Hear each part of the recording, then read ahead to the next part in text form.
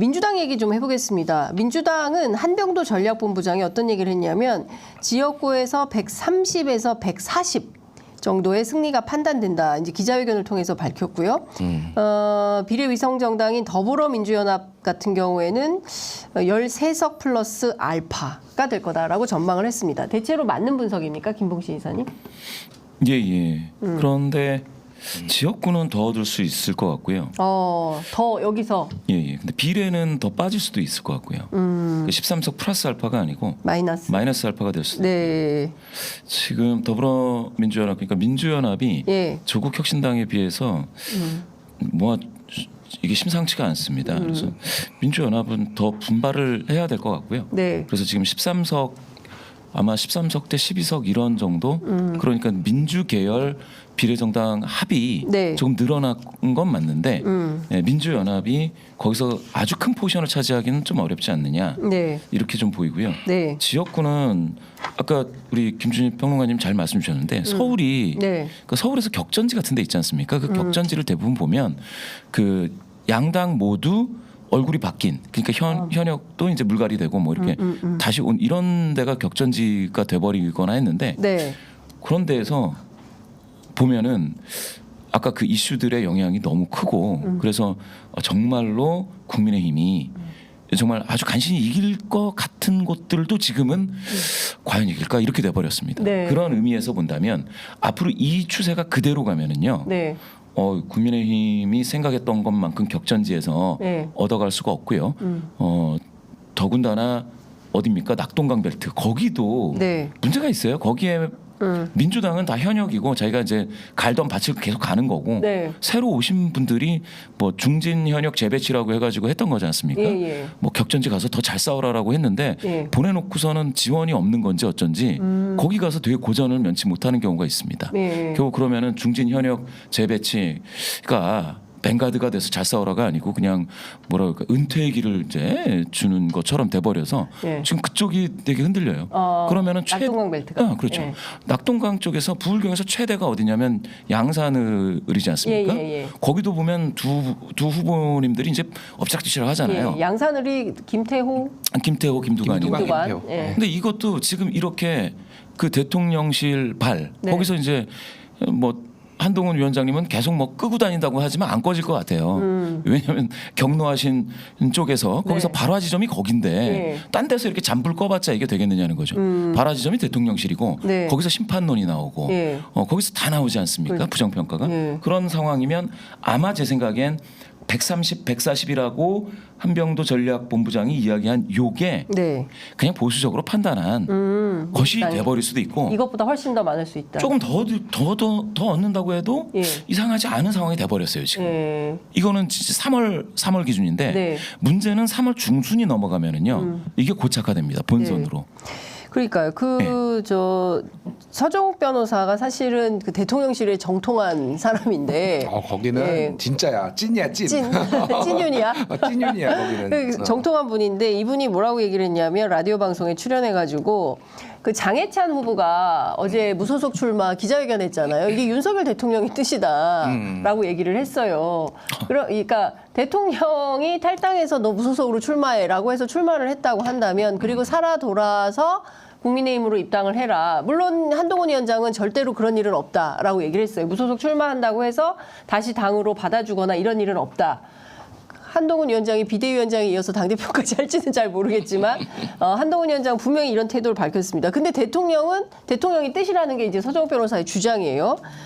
그럼 뭐냐? 이거 자체가 이제 교란적 상황이다. 유난 갈등 시즌 2 이게 이제 계속되고 있는 건가? 공천 과정에서 이제 이런 의심을 해볼 수 있고 이제 중요한 포인트는 그러면 이런 위험 속에서도 민주당이 130에서 140 플러스 알파를 할 수 있다는 거고 어떻게 보세요, 우리 김준일 평론가는? 일단은 그 서정욱 변호사 같은 경우에는 진짜로 네. 다이렉트로 뭐 본인이 맨날 얘기하고 다녀요. 내가 대통령하고 술을 먹었네, 뭘 했네. 저도 그래서 들었어요. 아주 솔직해. 네. 진짜 투명한 양반이야, 대통령이 일단. 뭐라고 얘기를 했네. 한동훈 위원장을 향해서 뭐 다 들었습니다. 경무한 얘기까지 예. 다 했는데 저희가 네. 심각하게 보는 거는 만에 하나 장해찬한테 예. 무소속 나가라고 했다라는 거는 이건 엄청난 해당 행위예요. 아니 상식적으로. 그렇구나. 그렇죠. 해당 행위죠. 1호당원 아닙니까? 1호당원? 아니 그러니까 그거를 무소속으로 나가라고 한다고 이거를. 예, 예. 아니 그러다가 이제 국민의힘 입장에서는 저쪽 민주당이 당선되면 어떻게 하려고 이거를. 그러니까. 민주당이 어부지리로 민주당이 될 수도 있는 거 아니에요? 삼자구도에서 보수 분열에 대해서 어부지리로. 근데 예. 장해찬이 그 수형이 어떤 데냐면은 네. 우리나라 서울로 따지면은 압구 정도. 그러니까 이 구강남과 신강남이 서울이 다르죠. 압구정이 네네. 구강남, 도곡동이 신강남이잖아요. 예, 예. 해운대가 도곡동 같은 데고 아. 여기는 압구정동 같은 데예요. 구강남. 그래서 구강남. 그래서 네. 약간의 보수세가 매우 강한데 여기가 옛날에 그 18대 국회의원 때 박형준이 예. 한나라당 나왔는데 그때 예. 친박연대 유재중이 나와서 이겼어요. 오, 친박연대 유재중이. 친박연대가. 그러니까 약간의 그 강한 보수세가 있는 있는 데니까 동네구나. 이제 장해찬이 그걸 믿고 나온 건데 그때는 박근혜가 인기가 있었잖아. 네. 윤석열은 인기가 없다고. 장해찬은 더 인기가 없다고. 예. 20대 30대에서 장해찬 좋아하는 사람들 한 명도 못 만나봤어. 아니 근데 너무 그 발언의 수위가 너무 높잖아요, 사실은. 그러니까 그래서 예. 장해찬에게 당선될 가능성이 높지 않다라고 보고 예. 전체적으로 보면은 아까 얘기했듯이 그 낙동강 벨트 같은 경우에는 네. 그 조직이 잘 가동이 안 된다는 얘기들이 있어요. 그러니까 예를 들면은 조혜진 후보가 이제 김해을이었나 맞아요. 이쪽으로 가려고 왔을 했는데 때 못 오게 했잖아요. 반발하고 난리가 났었거든요. 그렇죠. 이게 예. 심리적 반발감들이 있는 겁니다. 이게 그러니까 지금 정권 심판론도 이렇게 센데 조직이 제대로 가동이 안 되면은 이게 네. 굉장히 어렵거든요. 그나마 엎치락뒤치락 하는 데가 김태호, 김두관 여기고 나머지는 꽤 좀 벌어져 있어요. 지금 예, 예. 수치들을 보면은. 네. 그래서 이게 낙동강 벨트를 탈환하겠다라는 국민의 힘은 현재로서는 오히려 좀 어려워지고 한두 석 더 뺏길 수도 있겠다. 그러니까 네, 어부지리로 그러니까 민주당이 한두 석 가져갈 수도 있는 분인 것 같아요. 지금. 네. 투표율 좀 보겠습니다. 이해찬 선대위원장이 무슨 얘기를 했냐면 반드시 65%를 넘겨야 민주당이 이긴다. 그러니까 투표율이 65% 이하가 되면 조금 어려울 수도 있다. 이제 이런 판단인 것 같은데 투표율은 어떻게 될까요? 어떻게 전망하십니까? 65%. 좀 높이 잡지. 너무 높게 잡았나? 예. 근데 지금 분위기에서는 55%여도 민주당이 안 질 것 같아요. 아, 55%만 해도 민주당이 안 질 것 같다. 왜냐하면 아니 남아 있는 이슈를 다 끄집어내서 이렇게 돌려봐도 예. 여당한테 굉장히 악재들은 되게 많고 예. 그리고 그 여당 쪽 인물들이 수도권 네. 쪽에서 힘을 못 쓰는 것 같아요. 인물 경쟁력이 없다. 없어요. 그러니까 네. 이 정도면은 꽤 해볼 만한 사람이네 해도 가면은 정당 지지도 정도 먹고 더 이상 자기 이 인물로서 승부하는 네, 네, 네. 끌어오는 표가 없어요. 최소한 10에서 15% 이상은 인물 그렇죠. 경쟁력으로 자기, 좀 가져와야 가져와야 돼. 되는데. 못 가져와요. 한 네. 30 이러고 있어요. 그래서 제가 봤을 때 네. 우리 저 평론가님 잘 말씀 주셨는데 네. 아니 윤석열 대통령하고 친하다고 하는 거는 그냥 이거는 후광 효과가 아닙니다. 예, 그냥 뭐 완전히 역광이죠, 역광. 네. 예. 윤석열 대통령하고 친하다고 뭐 친윤이다 이런 분들 중에 네. 격전지에서 잘 되는 분이 없는 것 같아요. 제 느낌상. 예, 예. 전혀 없어요. 그렇구나. 총선 투표율은 네. 이거는 이해찬 대표가 좀 독려하기 위해서 했는데 캠페인성 발언이다. 쉽게 얘기하면 이거예요. 2020년에 네. 민주당이 180석 가져갔을 때가 66.2였거든요.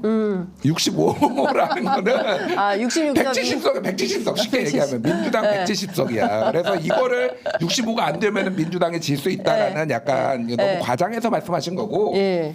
2016년에 네. 이제 그때 123대 122 해서 네, 한석 예, 민주당이 예. 이기고 국민의당이 38석을 가져가지고 지역구가 25석이었거든요. 네. 사실은 그때 분열이 안 됐으면 민주당이 좀 많이 이기는 거였잖아요. 그때 투표율이 58%였어요. 58. 그러니까 예. 쉽게 얘기를 하면은 50% 후반대만 되더라도 민주당이 여유 있게 이기는. 근데 다만 2012년에는 54.2%였어요. 네, 투표율이. 네, 네, 이때는 국힘이 그러니까 지금의 이제 새누리당이죠. 전신 새누리당이 152, 네. 민주당이 127. 그러니까 그때는 근데 박근혜 효과가 매우 강했다라고 보면 되고. 네. 그러니까 사실은 50% 중반 아래로 떨어지면은 민주당이 어렵고. 네. 그리고 그 이상이면은 웬만하면 민주당이 이기는데 저는 이번에 60% 초반대 봅니다. 아, 투표율을. 네, 60% 예. 초반대. 예. 네. 66보 지난번 66보다는 좀 떨어질 것 같아요. 사실 네. 그거는 예를 들면 2000년 이후로 가장 높은 수치예요. 그러니까 그래서 그때는 약간 탄핵과 막 이런 걸로 정치 효능감이 매우 떨어졌는데 이번에는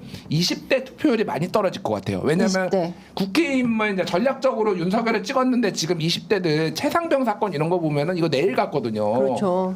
예. 찍을 이유가 없는 거야. 예. 이준석도 게다가 떨어져 나갔어. 예. 근데 민주당도 딱히 마음에 안 들고 그렇다고 조국혁신당도 뭐이 본인들 공정 이슈 입장에서 본인들 입장에서 보면은 여기는 그냥 지지율이 나오거든요. 그런 보면은 20대 투표율이 많이 떨어질 것 같아요. 그래서 상대적으로 보면 60% 초반대 정도 저는 보고 있습니다. 아, 네. 그러니까 왜냐하면 다른 것은 다 차치하더라도 세대별 변수에서 20대가 투표장으로 적극적으로 결합할지 그 점은 어떻게 보세요?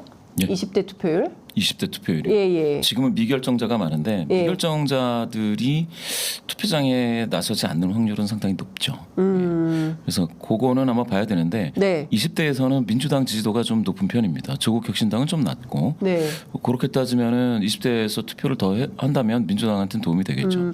그런데 지금 높게 형성되기는 어려울 것 같고요. 네. 아까 60% 초반대 말씀하신 거는 그럴 수 있는데 그게 만약에 조국혁신당에 의해서 나오는 투표자라고 한다면 네. 예전에는 지역구 찍고 그 비례는 아예 그냥 투표를 안 해버리는 분들도 있었는데 네. 이제는 조국혁신당 때문에 만약에 투표소에 간다면 비례는 찍고 이게 지역은- 지역구가 문제죠. 지역구를 아예 안 찍는다라고 하면 네. 투표율과 그러니까 득표가 묘하게 불일치하는 그런 상황도 있을 수가 있죠.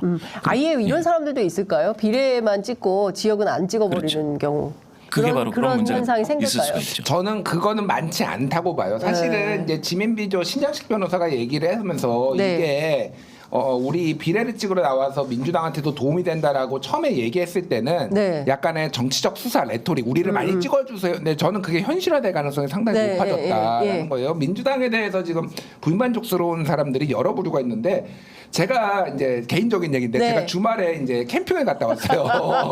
사촌들하고 네. 주기적으로 캠핑을 합니다. 오. 경기도 남부 쪽으로 이제 가서 네, 그쪽에 네. 사는 분들 뭐 그냥 저 충청도나 경기도 남부 쪽에 사시는 분들이 있어서 거기서 친척들하고 사이가 좋네요. 최근에 좋아졌어요. 근데 내가 깜짝 놀랐던 게 이게 제가 막내니까 네. 저보다 다 나이가 많으니까 다 50대 중반이나 50대 초중반 뭐 이런 분들이에요. 예, 다 예. 저는 이분들이 지민비조가 여럿이 나왔어. 근데 이유가 예, 극과 제각각이에요? 극이야. 예. 하나는 검찰 개혁을 더 잘할 것 같아서 지민비조 하겠다라는 사람과 한쪽은 민주당 공천하는 꼴이 너무 꼴 보기 싫어서 지민비조 하겠다라는 거야. 사실 이게 보통은 이게 약간 이유가 이렇게 결합하지 않거든요. 네, 한정당으로. 네. 왜냐하면 예. 다른 결이에요. 예, 이게. 예. 근데 이게 이상하게 겹쳤어. 이게 심상치 않구나 지민비조가. 그래서 예, 이게 예. 조금 전체적으로 보면 이게 잠깐의 돌풍으로 끝날 것 같지 않아요. 지금. 태풍이다.